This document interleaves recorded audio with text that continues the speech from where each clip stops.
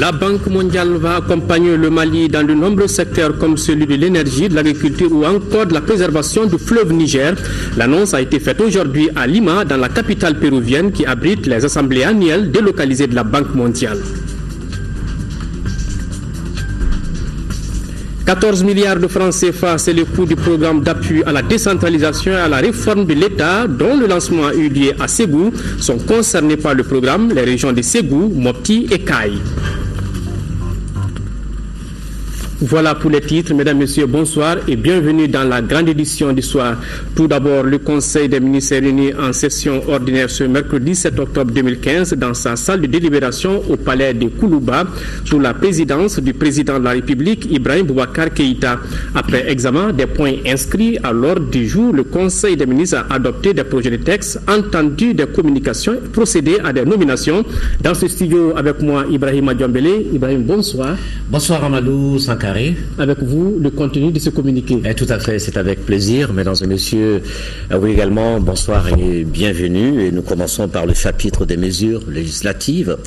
Au titre du ministère du Développement rural, sur le rapport du ministre du Développement rural, le Conseil des ministres a adopté un projet de loi sur le foncier agricole.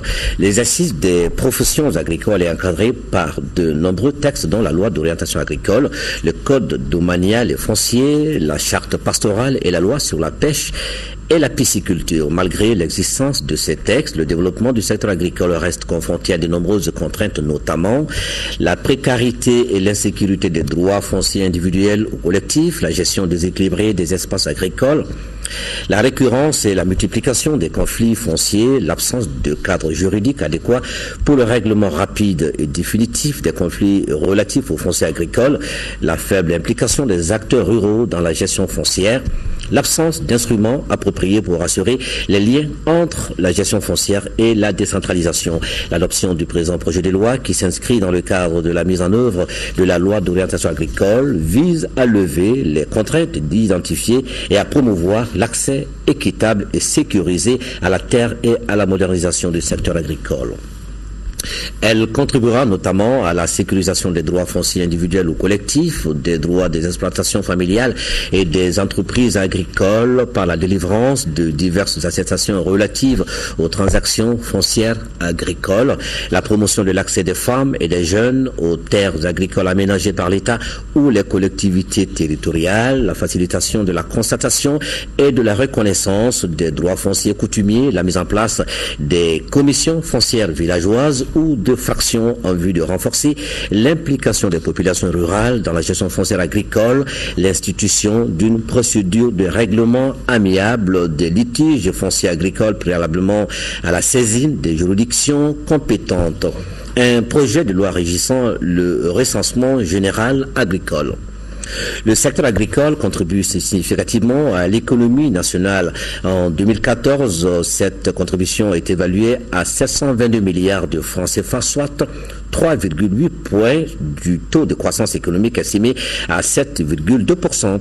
Pour consolider et accroître cette contribution, l'État doit disposer de données statistiques fiables et complètes qui prennent en compte les besoins spécifiques du secteur et qui permettent d'établir une cartographie des activités agricoles sur l'ensemble du territoire. Les données statistiques fournies par le système statistique national ne permettent pas d'établir une telle cartographie et de révéler ainsi les forces et les faiblesses du secteur. L'institution du recensement général agricole vise donc à combler cette lacune et assurer la constitution de bases de données statistiques qui permettent une analyse des atouts et des contraintes du secteur agricole et une planification de son développement. Le recensement général agricole s'effectuera tous les 10 ans sur toute l'étendue du territoire national. Il permettra notamment d'obtenir des données détaillées sur le secteur agricole, dont le nombre d'exploitations agricoles, leur taille, leur niveau d'équipement et leur capacité de gestion, les caractéristiques de la production agricole, l'utilisation des facteurs de production ou l'effectif et les caractéristiques du cheptel. De mettre en place également un système permanent d'informations statistiques crédibles pour le développement du secteur agricole. Le projet de loi adopté définit les personnes concernées par le recensement général agricole. Il traite aussi des mécanismes de sanctions en cas de fausse déclaration par les personnes recensées. Il astreint au secret professionnel les agents de recensement et les services dépositaires des données à caractère personnel des personnes recensées. En outre, il détermine les conditions dans lesquelles les informations recueillies peuvent être utilisées à d'autres fins. Au chapitre des mesures réglementaires, au titre du ministère des Domaines de l'État et des Affaires foncières, sur le rapport du ministre des Domaines de l'État et des Affaires foncières, le Conseil des ministres a adopté un projet de décret portant affectation au ministère des Affaires religieuses et du culte une parcelle de terrain sise à Amdalaï Assi 2000 d'une superficie de 14 hectares 72 centiares, objet du titre foncier numéro 18505 du district de Bamako. La parcelle de terrain est affectée au ministère des Affaires religieuses et du culte pour la construction d'un complexe médical et administratif pour le compte du Haut Conseil islamique du Mali. Elle est propriété de l'État et est libre de toute charge. L'édifice dont la réalisation est envisagée contribuera à l'amélioration du plateau socio-sanitaire et de la qualité des prestations de santé dans le district de Bamako. La mention de l'affectation sera inscrite dans le livre foncier du Bureau des domaines et du cadastre du district de Bamako au profit du ministère des Affaires religieuses et du culte. Au titre du ministère de l'administration territoriale, sur le rapport du ministre de l'administration territoriale, le Conseil des ministres a adopté un projet de décret portant abrogation du décret numéro 2015-0547 PRM du 6 août 2015 portant convocation du collège électoral, ouverture et clôture de la campagne électorale. Conformément à la législation en vigueur, le collège électoral était convoqué le dimanche 25 octobre 2015 sur toute l'étendue du territoire national à l'effet de procéder à l'élection des conseillers communaux, des conseillers régionaux et des conseillers du district de Bamako. À la date du dépôt des candidatures le 10 septembre 2015, une partie de la classe politique et des organisations de la société civile a souligné des difficultés rencontrées pour le dépôt des listes de candidatures et sollicité le report du scrutin. Prenant en compte les préoccupations soulevées et après concertation de la classe politique et des organisations de la société civile, le gouvernement a décidé du report de l'élection des conseillers communaux, des conseillers régionaux et des conseillers du district de Bamako. L'adoption du présent projet de décret vise à consacrer ce report.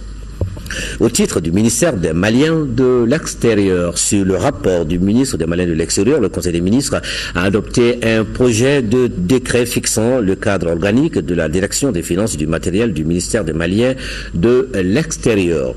Les directions des finances et du matériel des départements ministériels ont pour mission d'élaborer les éléments de la politique nationale dans les domaines de la gestion des ressources financières et matérielles et de l'approvisionnement des services publics. Le présent projet de décret fixe pour les 5 prochaines années les emplois administratifs permanents nécessaires au fonctionnement de la direction des finances et du matériel du ministère des Maliens de l'extérieur. Il détermine aussi les profils et la catégorie des agents de cette direction. Maintenant, au chapitre des mesures individuelles, au titre de la présidence de la République. Le président de la République a informé le Conseil des ministres de la nomination du Dr Ibrahim Traoré en qualité de directeur de cabinet du président de la République. Au titre de la primature, le Premier ministre a informé le Conseil des ministres de la nomination de M. Abdullah Koulibaly en qualité de président du Comité national d'organisation du sommet Afrique-France 2016. Le Conseil des ministres a procédé aux nominations suivantes. Au titre de la primature, conseiller technique au secrétariat du gouvernement, M. Salifou Maïga, administrateur civil au titre du ministère des Affaires étrangères. Consul général du Mali à Paris, M. Abdoulaye Diané, juriste. Consul général du Mali à Douala, Cameroun, M. Modibo Diallo, administrateur de l'action sociale. Au titre du ministère de l'économie numérique, de l'information et de la communication, secrétaire général, M. Cheikh Oumar Maïga, journaliste, réalisateur, conseiller technique, M. Gamer Aksonda Diko, journaliste, réalisateur. Directeur des finances et du matériel, M. Abdoulaye Traoré, inspecteur des services économiques. Au titre du ministère de la coopération internationale et de l'intégration africaine, chef de cabinet, M. Boubacar Sow, administrateur civil, conseiller technique, M. Moussa Aliou Kone, conseiller des affaires étrangères, chargé de mission, M. Sekou Badiara, statisticien.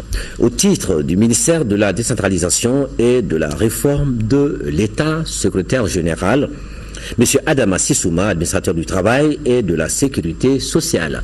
Chef de cabinet, Mme Salimata Ouattara, journaliste réalisateur. Conseiller technique, M. Bakari Amadou Bagayoko, administrateur civil, M. Youssouf Sega Konaté, administrateur civil. Chargé de mission, Mme Zenebou Ao, environnementaliste, M. Amadan Agomni, juriste. Au chapitre des communications écrites, au titre du ministère de l'administration territoriale. Le Conseil des ministres a examiné une communication écrite relative au rapport sur la mise en œuvre de la fonction publique des collectivités territoriales. Le rapport sur la mise en œuvre de la fonction publique des collectivités territoriales porte essentiellement sur l'évaluation de l'application de la loi numéro 95-022 du 20 mars 1995, modifiée, portant statut des fonctionnaires des collectivités territoriales. Il souligne les avancées notables enregistrées dans la gestion des fonctionnaires des collectivités territoriales, notamment l'adoption de textes législatifs ou réglementaires précisant ou complétant les dispositions du statut des fonctionnaires des collectivités territoriales, l'intégration des conventionnaires et contractuels des collectivités territoriales dans la fonction publique des collectivités territoriales, la mise en place du Conseil supérieur et des commissions administratives paritaires, l'organisation de concours directs de recrutement. Le rapport souligne aussi les insuffisances révélées par la mise en œuvre du statut des fonctionnaires des collectivités territoriales concernant notamment la mobilité, la formation ou le système de rémunération des fonctionnaires territoriaux. Enfin, il suggère des mesures permettant de corriger les insuffisances révélées et d'accroître la performance de la fonction publique des collectivités territoriales.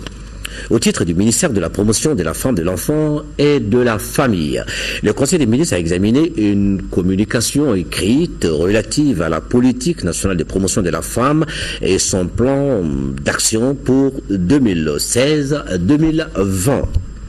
La politique nationale de promotion de la femme PNPF s'inscrit dans le cadre de la consolidation et du renforcement des acquis réalisés dans le domaine de la promotion économique et sociale de la femme et dans le domaine de la promotion d'une famille ancrée dans nos valeurs sociétales compatibles avec la modernité. Elle a pour objectif de contribuer au renforcement des liens familiaux afin de consolider la fonction de socialisation de la femme et d'améliorer sa participation à la vie publique et au développement économique et social. Elle est articulée autour des axes stratégiques ci-après, la promotion, l'appropriation et le renforcement du cadre institutionnel et juridique relatif à la famille au Mali, le renforcement des capacités de gestion familiale et de la participation de ses membres à cette gestion, la promotion des structures et mécanismes de mobilisation sociale communautaire et de médiation familiale, les études et recherches sur l'évolution de la famille au Mali, la promotion de la politique plan et programme de développement. La politique nationale de promotion de la femme est assortie d'un plan d'action 2016-2020 d'un coût estimé à 22 milliards 279 millions 750 francs CFA. Le financement sera assuré par l'État, les collectivités territoriales, les partenaires techniques et financiers et le secteur privé. Ce sera donc tout pour ce Conseil des ministres de ce mercredi. Amadou Sankaré, bon journal et bonne suite. Merci beaucoup Ibrahima Djambele. Série d'audiences au Conseil économique, social et culturel où le président de l'institution a successivement reçu ce matin la Fédération malienne des associations de personnes handicapées, le bureau du Conseil national de l'ordre des pharmaciens du Mali et le président de la commission Vérité, Justice et Réconciliation ainsi que le mouvement Sabati 2012. Compte rendu d'audience avec Daouda Sidiki Diarra. Matinée chargée pour le président du Conseil économique, social et culturel avec 4 audiences inscrites dans son agenda de ce mercredi. La première audience a été accordée à la Fédération malienne des associations des personnes handicapées. Cette fédération a voulu rencontrer Dr Boulkassoum Aïdara au sujet de l'adoption de l'avant-projet de loi sur la protection sociale initiée par les personnes handicapées depuis l'an 2000. Nous n'arrivons pas à faire adopter cet avant-projet de loi de protection sociale. Donc nous sommes venus à lui, il nous a écoutés, il nous a conseillés et également il s'est engagé à accompagner les personnes handicapées pour l'aboutissement de cette loi de protection sociale pour les personnes handicapées. En un second lieu, nous avons aussi parlé de la situation des diplômés handicapés. Le président de la République, son Excellence Ibrahim Boubacar Keïta, a été le premier initiateur de l'intégration directe des personnes handicapées à la fonction publique en 1997. Mais au jour d'aujourd'hui, cette option n'est plus mise en œuvre depuis la transition. Suivra le bureau du Conseil national de l'ordre des pharmaciens du Mali. Les pharmaciens ont informé le président des difficultés auxquelles leur profession est confrontée.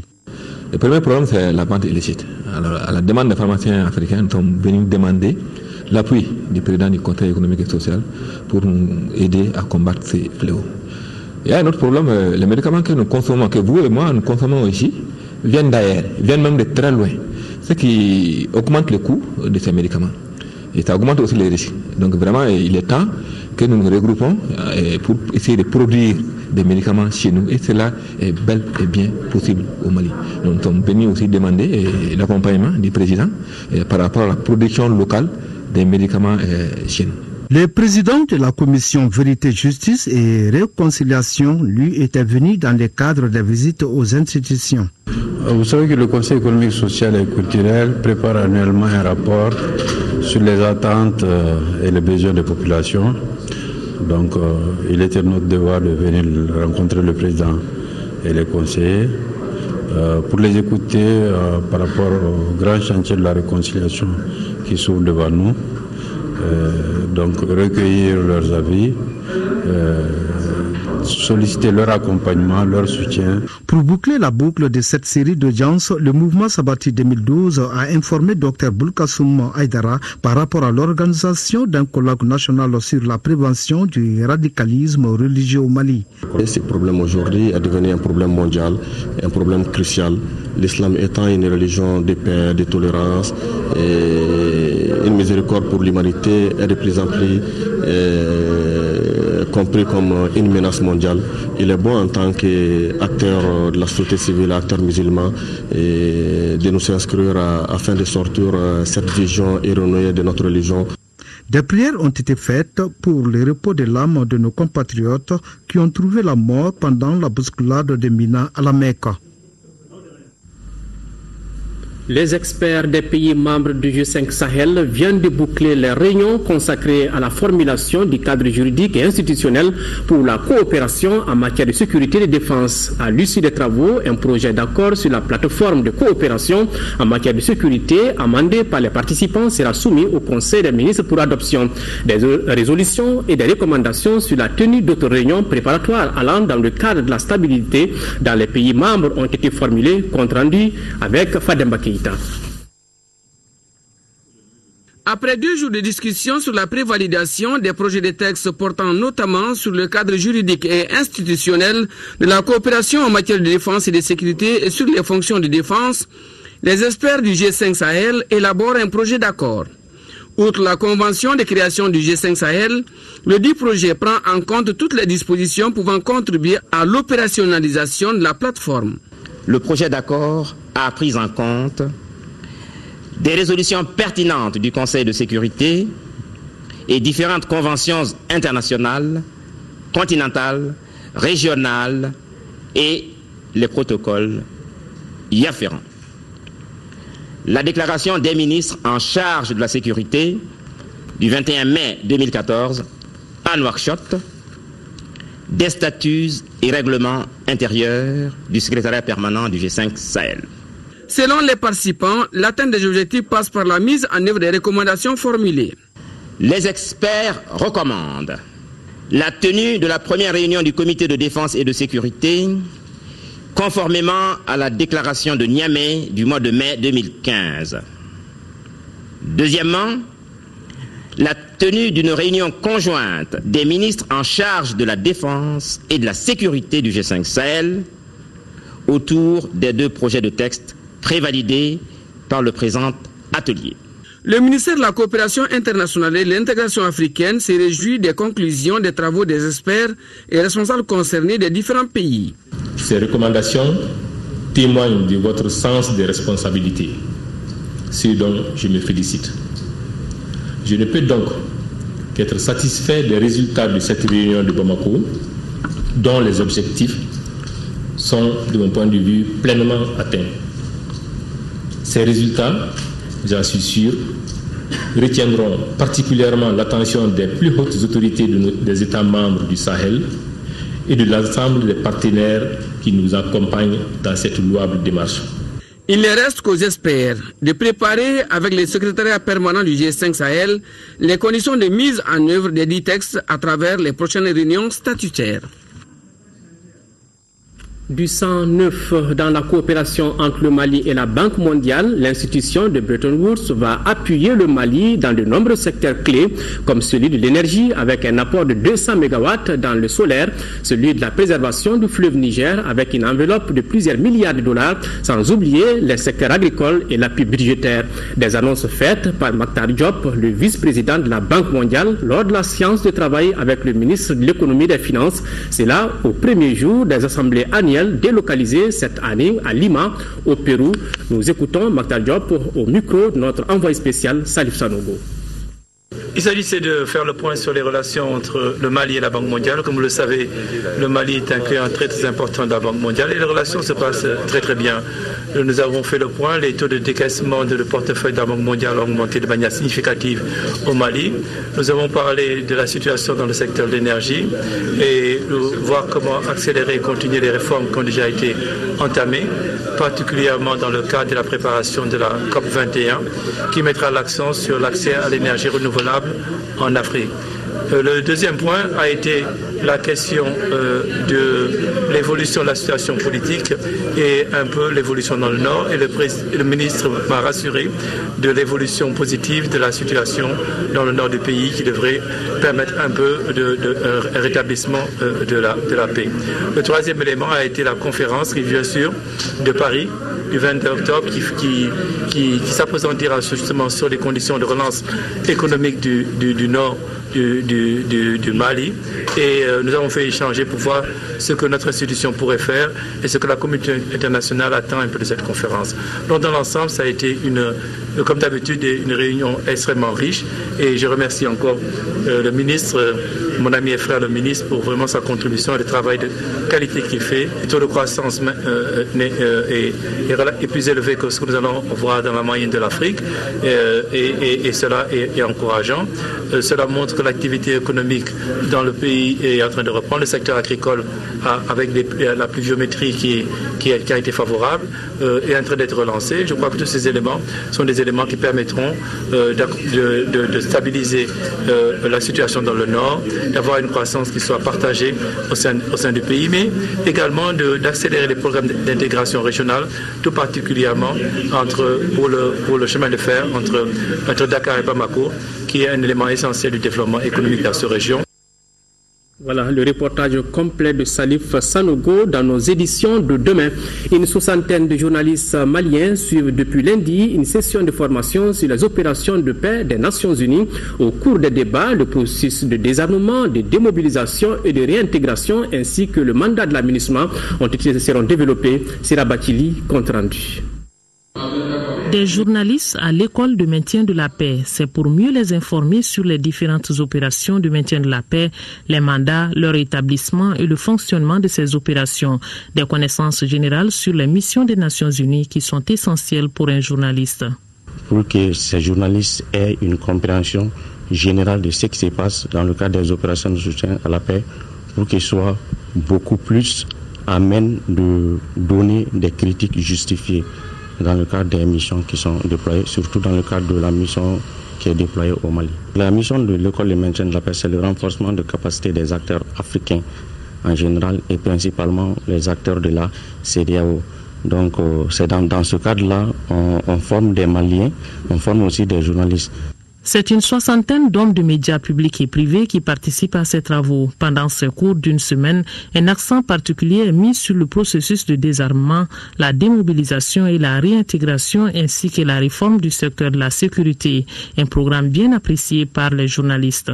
C'est de très bonnes initiatives d'offrir aux journalistes maliens une telle opportunité pour s'imprégner du mécanisme des Nations Unies, surtout dans les opérations de soutien de la paix. Il s'agit pour les journalistes de s'informer afin de mieux informer sur ce que fait la MINUSMA et sur ce que fait les Nations Unies via cette MINUSMA dans notre pays. Je pense que c'est indispensable. Si ça n'existait pas, il fallait l'inventer.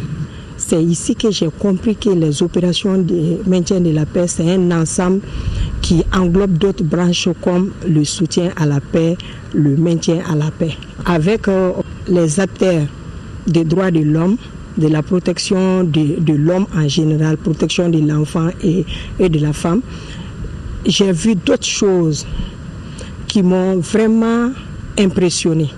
Par exemple, on a vu un film révélant les conséquences des conflits armés sur les femmes et sur les enfants. Ce sont 12 modules qui seront enseignés durant ce stage touchant la protection de l'enfant, les normes juridiques internationales et le mandat de la MINUSMA. Oui, Sira Bakili participe à cette session. L'Agence espagnole pour la coopération internationale au développement et l'Agence nationale d'investissement des collectivités territoriales ANICT volent au secours des populations des régions de Tombouctou et de Gao. 28 SESCOM de ces localités viennent de recevoir des lots de médicaments, de matériel sanitaire et d'équipements de bureau. Aïssata Saliou Maïga, compte rendu. Plus de 152 millions de francs CFA, c'est le coût de ces dons destinés à 28 centres de santé communautaires des régions de Tombouctou et de Gao. Le don est composé de plusieurs lots de médicaments, d'équipements et de matériel sanitaire et bureautique. Cette action de l'ANICT et de son partenaire, la coopération espagnole, s'inscrit dans le cadre du programme d'appui à l'Association des municipalités du Mali pour la restauration de la paix et de la sécurité. On a choisi 14 SESCOM dans le cercle dans la région de Tombouctou et 14 dans la région de Gao. Ils doivent aujourd'hui être à même de pouvoir dispenser des soins de qualité parce qu'ils ont l'équipement adéquat, ils ont les médicaments appropriés et ils ont le mobilier nécessaire pour faire face à leurs besoins. Vous avez vu les équipements, c'est digne, c'est vraiment digne de la perspective parce qu'il faut voir loin. Aujourd'hui, dans les SESCOM, il y a pas mal de médecins, donc il faut leur donner les équipements adéquats. La coopération espagnole a mis autour de 2 millions d'euros pour appuyer dans ce grand programme dans 3 lignes de travail. Une ligne, c'est les activités génératrices de revenus. L'autre ligne, c'est l'appui au système de santé communautaire à travers les dons de médicaments, les dons d'équipements, les dons de formation. Et la 3e ligne, c'est aussi l'appui à tous les débats communaux pour la réconciliation. Les bénéficiaires n'ont pas manqué de saluer cette initiative. Cela ne me surprend pas parce que pendant l'occupation même, les mêmes partenaires ont eu à nous soutenir très difficilement, mais cela a été fait. Donc, au nom des populations bénéficiaires, je remercie réellement l'Association malienne des municipalités, l'ANICT, aussi bien que les partenaires qui ont bien voulu nous soutenir. Cet appui va sans nul doute renforcer les systèmes sanitaires des régions de Tombouctou et de Gao qui ont été saccagés lors de l'occupation. Suite à une visite à la pédiatrie du CHU Gabriel Touré dimanche dernier, le ministre de la Santé et de l'Hygiène publique a fait un certain nombre de constats, notamment l'engorgement des salles d'hospitalisation du service pédiatrique, une situation liée à la recrudescence des cas de paludisme. Le département a remis un lot de matériel à l'hôpital Gabriel Touré, du matériel composé de 20 lits, de 20 matelas et des boîtes à sérum. Voilà. Visite à la pédiatrie du CHI Gabriel Touré. Le député Karim Keïta, élu en commune 2 du district de Bamako, a procédé ce matin à la remise de kits scolaires aux élèves de certaines écoles fondamentales de la dite commune. La remise symbolique s'est déroulée dans les établissements scolaires de Bagadadi, Nyarela et Kenzambougou. Compte rendu, Moussa Fane.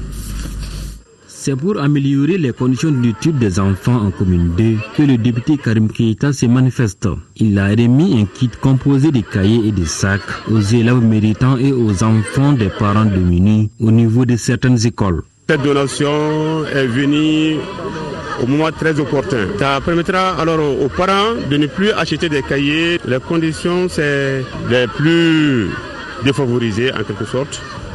Et nous allons utiliser ces cahiers-là à bon escient. J'ai tenu à apporter ma modeste contribution pour cette rentrée scolaire. Ce n'est pas beaucoup, mais ce n'est pas peu. Ce sont des sacs et des cahiers pour aider et peut-être compléter aussi les effets scolaires de ces enfants. Il y a urgence pour l'école de la République. Cela nous touche énormément. C'est la première école du Mali depuis l'époque coloniale. C'est une école qui a aujourd'hui plus de 100 ans, mais c'est une école qui tombe en lambeaux. Et je pense que nous pouvons faire des propositions concrètes. Pourquoi ne pas réallouer une autre place pour les élèves et récupérer ce bâtiment colonial-là?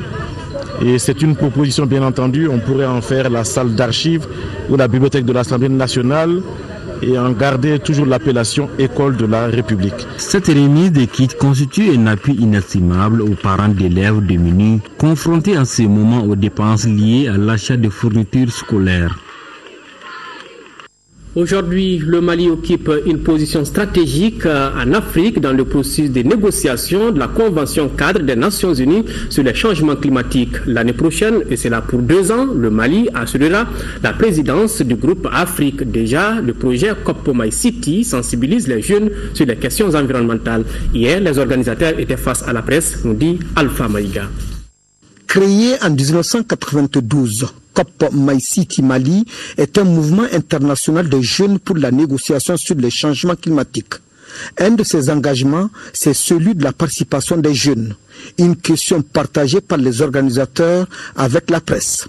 Déjà, nous, notre objectif, c'est déjà de mobiliser la jeunesse sur ces questions-là et de dire au gouvernement que c'est la jeunesse les premières victimes de ce changement climatique et qu'elle a besoin d'être associée à ces négociations pour la mise en œuvre de ces atteintes des objectifs de la COP21 à venir. La protection de l'environnement est un enjeu pour la COP21 et sur le sujet, la mobilisation des jeunes est obligatoire. Parce qu'on pense que c'est un devoir citoyen, chaque jeune à son petit niveau doit faire quelque chose et c'est l'ensemble de ces petites actions qui auront un grand impact.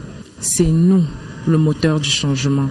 C'est nous qui pouvons contribuer à l'atteinte de ces différents objectifs. Alors, à nous de prendre les choses en main. Notre environnement, nous sommes responsables d'elle. La jeunesse joue un rôle primordial sur cette question. C'est pourquoi, en décembre prochain, se tiendra à Paris la COP21, une conférence dont le but essentiel est d'orienter et de confirmer les efforts de tous en matière de protection de l'environnement. Autre grand titre de l'actualité nationale, le programme d'appui à la décentralisation et à la réforme de l'État coûtera 14 milliards de francs CFA. Ce programme est financé par l'Allemagne et il couvre 3 régions. Il s'agit de Ségou, Mopti et Kaï. La cérémonie de lancement des activités s'est déroulée dans la cité des Balanza. Compte rendu, Kandesilla. Fruit d'un partenariat entre le Mali et la coopération allemande, le programme d'appui à la décentralisation et à la réforme de l'État, PADRE, qui lance ses activités, couvre les régions de Ségou, de Mopti et de Kaï. Le programme vise à doter ces régions d'un cadre institutionnel et des instruments pour impulser un souffle nouveau à la décentralisation. Et la cérémonie de lancement vise à partager avec les différents acteurs les champs d'action de ce programme financé à environ 14 milliards de francs CFA pour une durée de 3 ans. Les champs d'action sont notamment le renforcement du cadre institutionnel de la décentralisation, le renforcement de la fiscalité locale, le développement économique et régional et enfin le contrôle citoyen et étatique des investissements. Une occasion opportune pour le gouverneur de Ségou de saluer la coopération exemplaire entre notre pays et l'Allemagne. Une coopération qui, depuis plus de 12 ans, n'a cessé d'appuyer le processus de la décentralisation à travers des différents programmes. Au regard de la nouvelle impulsion donnée au processus de la réforme de l'État, qui met la régionalisation au cœur du renforcement de la décentralisation, j'ose espérer que ce nouveau programme contribuera significativement à l'atteinte des objectifs du nouveau cadre de politique nationale de décentralisation 2015-2024. On note que le PADRE est la suite logique du PAT, le programme d'appui aux collectivités territoriales. Un programme qui a engagé des résultats positifs en 3 phases d'exécution de 2002 à mars 2015. Un marché transfrontalier à bétail pour booster la filière bétail-viande dans la sous-région ouest-africaine. Ce marché a vu le jour grâce à l'appui de l'UEMOA. L'infrastructure a été inaugurée lundi dernier à Katela dans le cercle de Kadiolo. Compte rendu Bambi Idrissa Touré. Situé dans la zone frontière à Katele, cercle de Kadiolo est en position centrale par rapport aux frontières voisines de la Côte d'Ivoire et du Burkina. Le marché à bétail transfrontalier de Katele se veut un espace de rencontre, d'échange, d'offres et de demandes du bétail. Il y a beaucoup de Maliens qui perdent leurs bœufs. Combien de bœufs perdus, n'est-ce pas, des Maliens sur ces tronçons-là? Combien de Maliens tués sur ces tronçons-là? Vu ça, je pense bien que ça, c'est très important. Avec l'UEMOA, ça c'est l'accord de tout, presque 8 pays, donc je pense que c'est très bien et que ça fera fruit un jour. Parce que l'UEMOA demande à ce que s'il y a chargement à partir de Katele, il faut que la viande soit mangée, n'est-ce pas, à Abidjan, dans 3 jours. Bâti sur une superficie de 3 hectares et composé de magasins et d'aires de vente pour un coût total de plus de 144 millions de francs CFA, cet outil précieux aura sans aucun doute un impact sur la promotion de la filière bétail-viande dans la sous-région ouest africaine. Ce marché sous-régional transfrontalier nous servira non seulement à créer des emplois, parce qu'avec l'usine d'égrenage que le président de la République vient de poser la première pierre, on aurait vraiment d'énormes activités économiques autour de ce marché. Kadiolo étant un cercle frontalier, les pays amis comme la Côte d'Ivoire et le Burkina, les populations de ces pays aussi sachent que le marché est là et qu'il est ouvert à partir d'aujourd'hui. Et que tous ceux qui sont dans les filières bétail-viande peuvent venir utiliser ce marché à bétail. La cérémonie qui a regroupé de nombreuses personnalités venues de part et d'autre de la frontière a pris fin par la visite des installations. Plus de 126 millions de francs CFA, c'est le coût de réhabilitation et d'équipement de l'école fondamentale du camp Firoun de Gao et du centre de formation professionnelle d'assistance à l'artisanat. C'est une initiative de la MINUSMA. Reportage Drissa Kone. Avant la crise, l'école fondamentale du camp Firoun de Gao comptait 604 élèves. Mais avec la destruction de ces lieux par les occupants, il ne restait plus que moins de 140 par manque de classes. Pour combler ces vides, toutes les classes de la première à la 9e viennent d'être réhabilitées et équipées à hauteur de plus de 41 millions de francs CFA. Idem pour le centre de formation professionnelle d'assistance à l'artisanat CFPAA qui comptait l'année dernière 498 élèves contre 819 en 2011. Cette dernière a été réhabilitée à 60 206 815 francs CFA. Elle a aussi bénéficié de nombreux matériels bureautiques et informatiques à hauteur de 25 millions de francs CFA. Tout ce que nous avions vécu par le passé ne seront que de très mauvais souvenirs et qu'à l'avenir, on va avoir l'école va avoir son lustre d'antan. Parce que Gao, quand même, après Bamako, avait le meilleur taux brut de scolarisation du Mali après Bamako.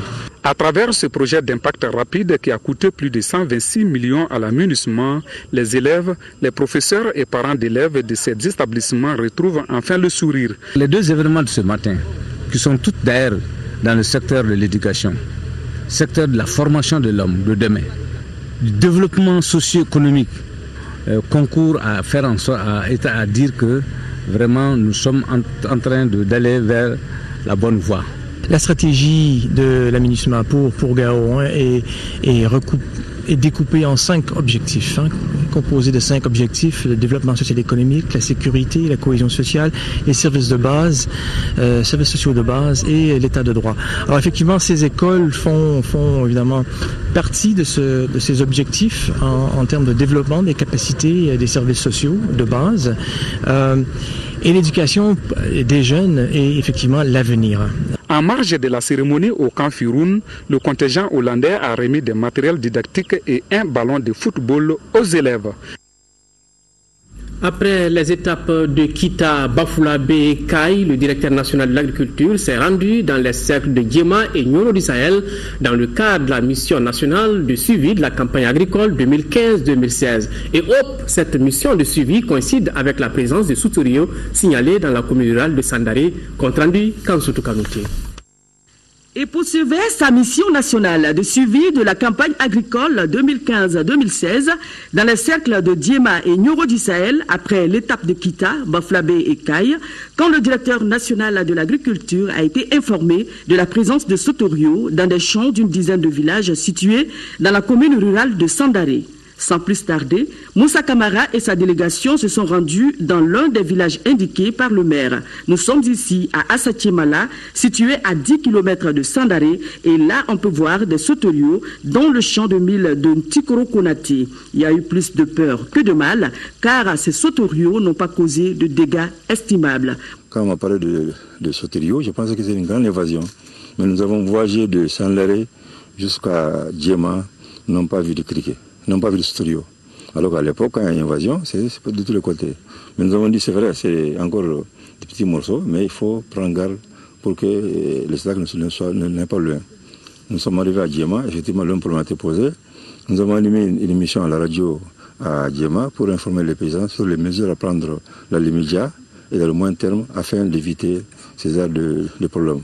Le directeur national de l'agriculture et sa délégation sont ensuite allés à Bana, Korokodjo et Kéréguédé dans le cercle de Nioro du Sahel, où il a visité des champs de sorgho appartenant à Fousseni Kamara, Birante Diawara et celui de Mamadou Ndiaye, qui est un champ de Niébé. Auparavant, il a visité à Sandaré le magasin d'échalotes et le périmètre maraîcher des femmes. À l'issue de toutes ces visites, Moussa Camara s'est dit optimiste quant à la réussite de la campagne agricole 2015-2016 en région kaïsienne. La campagne à Kaï est bonne globalement. En tout cas, si on a une des pluies jusqu'en mi-octobre, les agents pensent qu'on va faire de bonnes récoltes. Et en espérant que la situation phytosanitaire sera maîtrisée, nous avons les sauteriaux, et tous les efforts qu'on est en train de faire là, ça peut être fait. Après son périple dans les champs, il s'est entretenu avec les chefs et sous-chefs secteurs de Djema et Nioro du Sahel. Moussa Camara les a félicités à l'issue de la réunion pour leur bravoure sur le terrain avant de promettre de les appuyer suite aux difficultés signalées par ces soldats de la Révolution verte. Waxis.net, c'est le site de la première plateforme électronique d'Afrique de l'Ouest qui vient d'être lancée ici à Bamako. Cette plateforme a pour objectif de rendre accessible l'information sur les semences agricoles dans l'espace CEDEAO. C'est une initiative du Conseil ouest et centrafricain pour la recherche et le développement agricole, compte rendu INABA. Cette conférence de presse vise à faire une large dissémination du Waxis et d'éclairer l'opinion publique sur la plateforme Waxis, sa définition, son fonctionnement, son importance, son intérêt chez les acteurs semenciers. Depuis des années, on a pu remarquer que dans le domaine agricole, la semence était le point faible du système. Et donc toutes les études ont montré que cette faiblesse était due à un problème d'accès à la semence améliorée. Et cette même difficulté était également liée elle-même à un déficit d'information entre les acteurs de la filière semencière. Les questions des journalistes ont porté sur la langue utilisée, les conditions d'accès et le coût des SMS, les stratégies pour la vulgarisation du Waxis. Pour les utilisateurs, le producteur semencier ou le distributeur, la plateforme est gratuite pour l'instant. les coûts des SMS sont subventionnés. Et là, dans l'objectif d'abord d'adoption. Auparavant, les organisateurs ont procédé au lancement du site waxis.net. Désormais, avoir l'ensemble des données sur la prévision, la production de semences et faire une analyse politique économique de la situation des semences au niveau national et sous-régional sont possibles avec le waxis.net. La détention provisoire et la problématique de désengorgement des prisons au Mali étaient au centre d'un point de presse animé par le bureau politique national de l'Alliance des nationalistes convaincus pour le développement du Mali, ANCD. À travers cette rencontre, les responsables du parti ANCD Mali veulent attirer l'attention des autorités ainsi que des organisations des droits de l'homme sur le quotidien des prisonniers dans notre pays.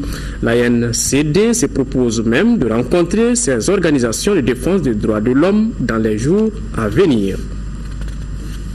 Formation en traduction de logiciels adaptés aux langues locales, le sujet est au centre d'une rencontre ici à Bamako. Il s'agit à travers ce rendez-vous de mettre en exergue une nouvelle approche visant à mettre en valeur nos langues locales. Pour plus de précisions, écoutons Mahamadou Oussouba, l'un des formateurs au micro de Al Jumatina. Il s'agit là d'une nouvelle industrie qui est en train d'émerger, que des gens traduisent les interfaces des logiciels pour le marché africain est tout à fait nouveau. Le fait que c'est au Mali que démarre ce cycle de formation, on peut dire ouest-africain, qui peut faire du Mali un hub pour cette nouvelle filière est aussi très important. Parce que l'enjeu, c'est toute une nouvelle industrie qui peut permettre aux jeunes Maliens, aux jeunes Africains de rentrer dans l'économie moderne. La formation, elle est accélérée, c'est-à-dire que les gens apprennent à travailler sur des outils qu'ils peuvent utiliser soit en ligne, sur Internet, ou bien chez eux à la maison pour traduire. Donc nous avons traduit en exemple le logiciel de navigation Firefox de Mozilla. C'est un très grand logiciel qui est très très connu. Il y a des groupes qui traduisent en Bambara, en Songhai, en Peul. Un nouveau site web vient d'être lancé au Mali pour mieux communiquer sur le cadre de la défense des droits humains. Le site, retenez-le bien, www.epi-mali.org est le fruit du partenariat entre le consortium américain de droits humains Freedom House et Abaroli. Cet instrument d'échange vise à faire partager les recommandations des différents examens périodiques universels qui sont les organes de contrôle des mécanismes onusiens des droits de l'homme. Et puis, Daouda Teguete, journaliste à l'ORTM, vient de publier aux éditions La Sahélienne un livre sous forme d'essai, le livre intitulé « Médias, écoles et éducation citoyenne en Afrique ». Il porte sur le rôle et la place des médias et l'école dans l'éducation citoyenne et le développement endogène en Afrique. La problématique essentielle repose, selon l'auteur, sur l'absence et ou l'insuffisance d'harmonisation et l'adaptation du contenu des actions éducatives au sein de la famille, dans la société, à l'école et par les médias. Un ouvrage à lire absolument, bientôt disponible dans les librairies. Bon vent, chers confrères et chers aînés. Page noire de cette édition, Matala Babi, commandeur de l'Ordre national, est décédé à l'âge de 95 ans. Il a été inhumé cet après-midi en présence d'une foule nombreuse. Il repose désormais au cimetière de Hamdalaï, compte rendu à Galia-Gadissa. Le corps de Matala Babi repose désormais au cimetière de Hamdalaï. Il a été accompagné à sa dernière demeure par une foule nombreuse. Matala Babi est commandeur de l'Ordre national. Sur recommandation du défunt de son vivant, il n'y a pas eu d'horizon funèbre, un vœu que le grand chancelier des ordres nationaux du Mali a respecté. Plusieurs personnalités étaient présentes à la cérémonie d'inhumation. Mandela est un homme insaisissable par sa modestie, sa disponibilité. Je ne suis pas surpris de voir ce monde. Tant il est serviable, il est humain, il est sociable. Mantala, ce n'est pas simplement un militant de RDA. Mantala, c'est le Malien tel que nous l'avons toujours souhaité. Mantala, il est de partout du Mali. Il a été un fonctionnaire exemplaire, il a servi le pays avec assiduité et ferveur. Il a été un homme agréable, et sociable. Et personne ne savait de quelle ethnie, de quelle race, de quelle ville, de quelle région était Matala. Natif de Tombouctou, Matala Babi a respectivement travaillé à la Société commerciale du Soudan français comme agent comptable avant d'être affecté au Haut Commissariat de la jeunesse, devenu par la suite ministère de la jeunesse, des sports, des arts et de la culture. Matala Babi, qui a vécu 95 ans, a fréquenté l'école primaire de Diré en 6e région et l'école d'agriculture d'Mpesouba en 1930. Il laisse derrière lui plusieurs enfants et petits-fils qui lui ont d'ailleurs rendu un dernier hommage ainsi que des amis inconsolables. Dors en paix. Que son âme repose en paix. C'est donc la fin de ce journal au nom de l'ensemble de la rédaction. Merci de votre aimable attention. Demain, 10h-13h, vous avez rendez-vous avec Mohamed Ould Mamouni. S'il plaît à Dieu, je serai là pour les éditions du soir. Au revoir et qu'Allah bénisse le Mali.